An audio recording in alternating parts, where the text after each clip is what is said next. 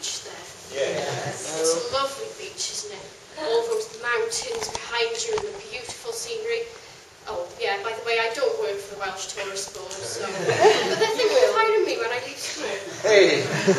But if you sit on the beach on a clear night, and you can hear everything around you and all those holiday makers have gone, sometimes you can hear a faint ringing of bells in the distance. Now, a few people have heard that and they've gone home thinking, oh my good Lord, I need an early night. I'm starting to hear things now. But I promise you, you're not hearing things. Because on that great expanse of the blue sea, there once was a land. It didn't used to be all sea. There once was a beautiful land named Cantref Gwaelod. Cantref Gwaelod was a wonderful place, and I know it sounds a bit biased because I am from Wales, but it did really showcase the best of our talents. There was musicians there, there was everybody you could possibly think of living there. Beautiful women, the most beautiful was of course the princess of Cantref Gwaelod. Well, come on, it's a Welsh folk tale. We do have to have a pretty girl in there somewhere. All Welsh folk tales have a pretty girl. And she was the king's daughter. Now the king, this is a bit of a tongue twister, the king was called King Gwyddno Garanhir. Don't worry, I don't expect you to remember that. And he was a wonderful king, he was kind and loyal and just.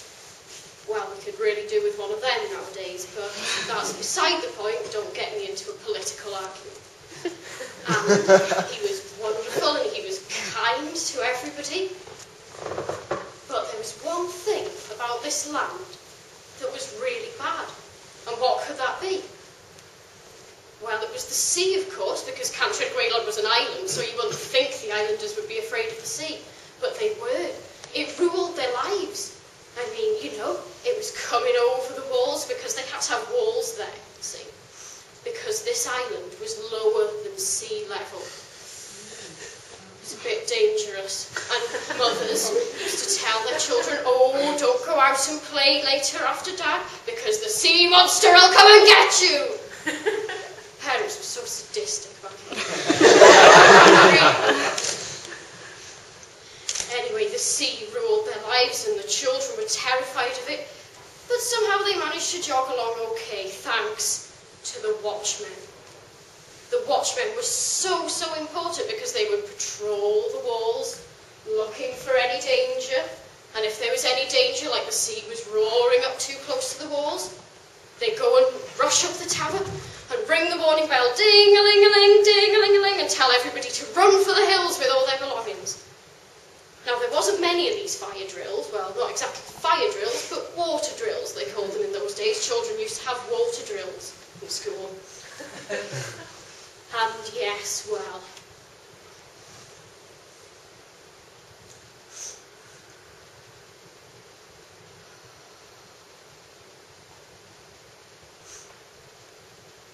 and oh.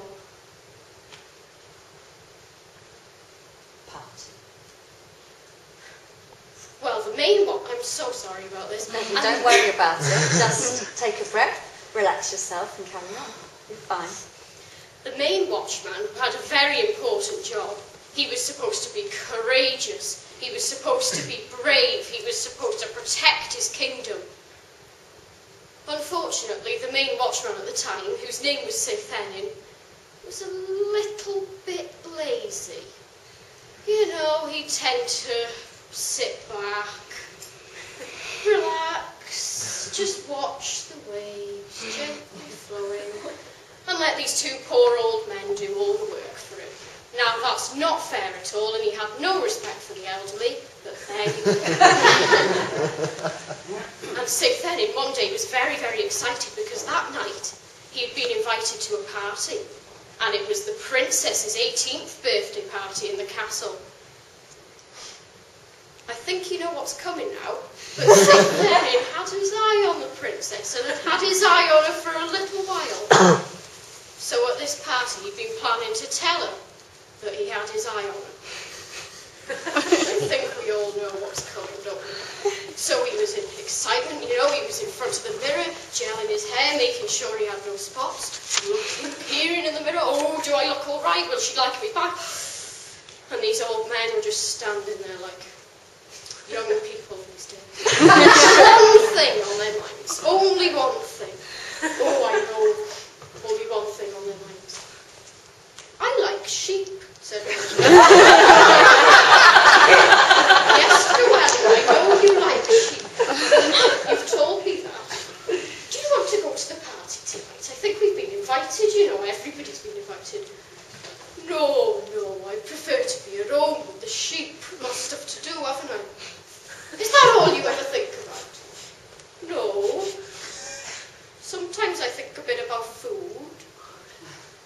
Never mind. Right, I'm going to go to the party maybe later if Saint Henin lets me off my duties. Oh, I'll stay here then. Yes, you do that, dear. So, it was the night of the party and Saint Henin was there. Oh, ready to walk in, very, very nervous. His legs were shaking a little bit now. Oh, keep calm, keep composed. She will like you. You're smart, you're attractive. Big breath, walks into the party. Hi. Oh dear. Rushed into the toilets quickly. Calm down, calm down, calm down. She likes you, she likes you, she likes you. Walk back out again. And suddenly he found all the confidence he needed to speak to the princess. And they started having a lovely time. And I think she might have liked him a little bit as well. Well, back on the walls, these poor men, Gwyn and Llewellyn, just standing there thinking, what's the time now? When's Saint Henin going to be back? I want to go to that party. I need a drink down me. It's a ruddy awful night out here. Because by this time it had started to rain and the winds were starting to shh. And it had started to whip up the waves. Well, you know, Gwyn was thinking, I wish I was in bed with a nice cup of cocoa now. Llewellyn, of course, was thinking about sheep because that tends to be all he ever does. And then Gwyn said, right, okay, I'm going to go to that party. 1 minute. 1 minute, what's that? There was a great wave starting to come on the horizon. And after this great wave had broke against the wall, more and more started coming after it. And the rain was falling heavier now, and the wind was going. Well, Gwyn thought, oh, Llewellyn, you best ring that warning bell. I think there's going to be a storm. Oh, there won't be a storm. I've seen it worse than this. Oh, I've been many a harsh winter. Just go and ring the bell. Okay, where are you going to go? I think I'm going to go and get Saint Henin. He's supposed to be our boss, and he's not even here, my good lord. Okay, I'll go and ring the bell then. Llewellyn calmly trudged off and started climbing the steps to the tower to ring the bell. Whilst Gwyn was rushing round in a panic, thinking, oh my good lord, I've got to find Saint Henin. Where is he? Where is he? Come on. And then Gwyn rushes into the party, thinking, where is he? Oh, there he is, chatting up that bird of his again. Good. Saint Henin, Saint Henin, I think there's going to be a storm. I think there's going to be a storm. You have to warn everybody. Oh, no problem. Here you go. Just, oh, for God's sake, come away, man. Well, he's not going to listen to me. I may as well warn the king. Your Majesty, there's going to be a storm. What did you say? I can't hear you over this music. I can't hear you. There's going to be a storm. Won't. Gets the microphone. There's going to be a storm. And just at that moment, all the music cut out.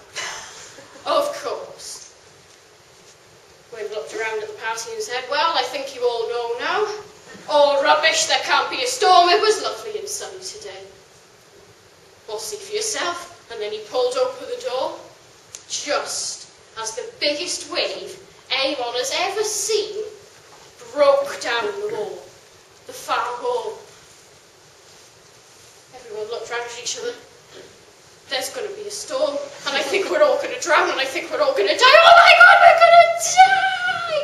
And then they all started rushing round like headless chickens. Oh, save the children! Save the house! What about my sheep! Oh no. Well, everybody was racing for it, but I don't think anybody got out. Hardly anyone made it. They were all racing for their lives, but sadly, Cantred Gwaelod was drowned in the year 600, and hundreds of people lost their lives, and those who didn't had lost everything. King Gwyddnog Aranhir was saved, but he was heartbroken because he'd lost his lands forever. I think that deserves an awe. Aww. He's lost his entire life. That was a bit of a weak awe, wasn't it? Come on. Aww. I think it was about that sad. And he used to sit on the beach in Aberystwyth, thinking about the glory days. But the story did end happily for two people. Seifen and Mererid, of course, did get married, and they moved to North Wales to start a new life together. And many years later, when they all had children and they'd grown up a little bit more, they came on holiday to Aberystwyth. Well, I did tell you it was a lovely place, didn't I? And they sat on the beach. And as the holiday makers around them began to disperse, Mererid was sure that she could hear the faint jingling of